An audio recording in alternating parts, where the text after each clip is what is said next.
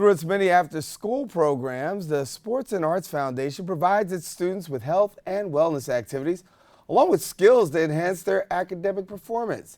The foundation's STEM program gives students the opportunity to explore and learn more in the 4 core STEM areas. Joining us now to discuss the foundation's STEM program and their upcoming STEM Day event, we welcome now STEM Master Teacher Allison Jeffery, and thank you for coming and being with us. Thank you for having me. Great, great. And when we talk about STEM, obviously, a lot of work is going on these days in the area of STEM, and you guys are having a very special weekend. Yes, so we're having a STEM Day fair from 10 to 2 on Saturday at York College in Queens. And the Bronx Community College is going to be doing the workshop on drones. So we're going to be teaching kids a history about drones and then allowing them to experiment with the drones on the field, on the outdoor field. We also have the Black Pilots of America coming to do an aviation workshop. And then we're going to have a coding workshop and some other STEM challenges. So kids will be able to come in throughout the day and have experience three different workshops, and then later on we'll have a lunch and an air show. So we're using the word STEM, and our viewers may not be familiar, so somebody who doesn't know what STEM is, tell them. STEM means science, technology, engineering, and math. So what we're trying to do is to get kids more involved in those 4 sectors, because there's lots of money to be made. So for example, the average computer science major graduating makes about $98,000 in New York City. The average salary in New York City is $57,000. So we want to get more of our kids, because we're servicing kids in communities that are underprivileged. So we want to get more kids involved in that, so that they can go to college and they can go into their high schools requesting computer science and different types of STEM-related majors. When you see the movie Hidden Figures, obviously I told people that it created a different kind of buzz. I mean, like what Tiger Woods did for golf, I think Yes. Hidden Figures. Have you found that people want to be a little bit more involved in STEM now? Yes, only because especially there's been a big initiative for girls who code, right? That started a few years ago, and this is just adding to that. And I think that especially for kids of color, minority students, those type of movies are important because they show you that it is possible. There might be challenges, but it is possible. And we're trying to make those challenges less. We're trying to bridge the gap so that education is more robust for the students. So in our after-school programs, they spend about 3 hours after their day ends at school, and they experience different activities, sports, arts, and we also, some schools offer STEM. So they'll be able to take robotics, coding. So I'm trying, and my department, education department of STEM, of SASF, we're trying to improve and offer more robust offerings to the school. And how's that going? It's going well. We're piloting certain programs. For example, recently I spoke with the program Men Teach. So we're piloting different programs, and it depends on the school, the culture of the school. So we kind of go in, look at the culture of the school, what they need, what the students need, and try to bridge that gap. So this particular STEM Day is going to be a little bit different than what you've traditionally done before, and there'll be some differences. So let our viewers know. Yeah. So prior, like most science fairs, they have kids bring their experiments that they've been working on throughout the year. We kind of did a different approach this year, where we're having kids come in and do workshops, so that a kid can learn about aviation. So for example, I recently did some work at York College, learning about aviation every Saturday, following their STEM master teacher. And it was very interesting. Students were able to sit in rooms where they can pilot makeshift planes. So those type of things that we want to offer to the students. And for example, Black Pilots of America, I didn't even know about until I attended your college's STEM program, their NASA program on Saturdays, that there's a group of people that these pilots, they're black pilots that own their own planes, and they offer courses. So they've offered us the opportunity to learn from them, and they're gonna do an air show with remote control planes. Kids are going to get the opportunity. So, for example, if you want to teach about aeronautics, you start off by offering students to build paper airplanes, right? You get their interest, because everybody's built a paper airplane before, right? Horribly, but go ahead, yeah. So, you know, we have them test, we teach them certain vocabulary, then we would go into wooden planes, then we go into space shuttles.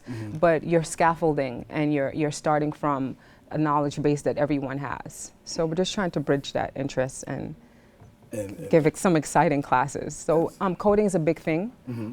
Coding is everywhere, right? And so for by 2020, we're going to have lots of jobs that are related to computer science, and we're trying to get the kids prepared for that. For people who don't know about the Sports and Arts Foundation, tell us. So originally Sports and Arts started out by its name, Sports and Arts, but 3 years ago, so it's about 25 years old, and 3 years ago they added the education department because there is a need. When you put kids in an after-school program, they're going to need homework help. They're going to need help for the subjects that they don't understand. So, and they're also going to need fun activities that are related to education in those four sectors. So we're trying to, so for example, we pick curriculum. So right now we're planning for the summer curriculum for sports and arts. So there are about 20,000 kids in this program. So what we offer has to be meaningful. So that's why, as of 3 years ago, they added the education department to fill and bridge that gap. So if people want more information, what do they do? They can go to sasfny.org to find out more. There are a list of schools. We have about 5 Bronx schools participating in this Saturday STEM Day, and they can find out information there. And with regards to this weekend's events, what can people do? Is it wide open for the public? It's not open for the public. It's only for students whose schools have SASF at their school sites. So they would have to register with me. It's at Jeffery, AJEFFREY at SASFNY.org.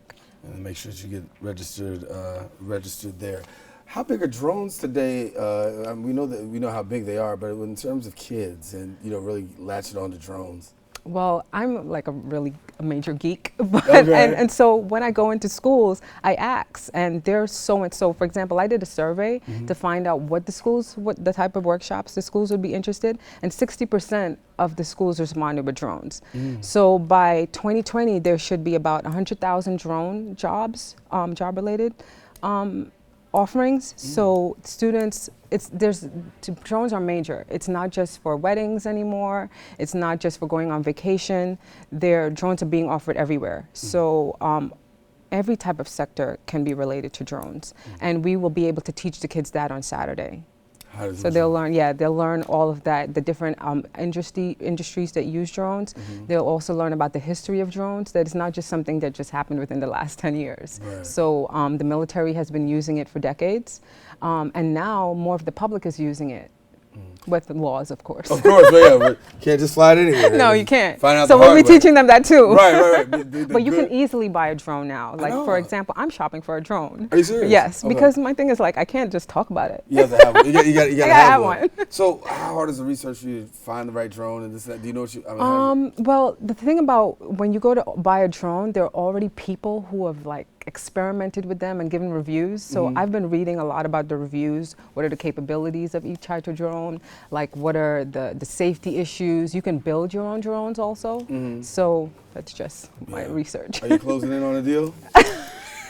I'm actually, like, there's so many great ones that I'm not sure. So I think I'm going to defer to Bronx Community College for some advice. All right. Well, let us know how that works out for you. Thank you. Allison, Jeffery, thank you so much for coming to share with us. Thank Master you. Teacher of STEM and Sports and Arts Foundation. And want to let people know that you can come on out this weekend. Well, not you can come on out, but they can come on out this weekend who've already registered and already in that. Come on out this weekend and have a wonderful, wonderful time. Allison, thanks so much for coming with us. All righty, listen, we've come to the end of our show today. Hard to believe, an hour goes by real quick. But listen, I want to thank all of our guests for joining us. Most of all, I want to thank you, the viewer, for tuning in. Now, if you missed any part of today's show, you can catch the recablecast at 5 and 10 p.m. on Optimum, Channel 67, Verizon Fios, Channel 33, or watch us anytime on the web at BronxNet.org. I'm Daren Jaime. It's been a pleasure coming to your homes. Of course, stay safe and keep this channel wide open. God bless.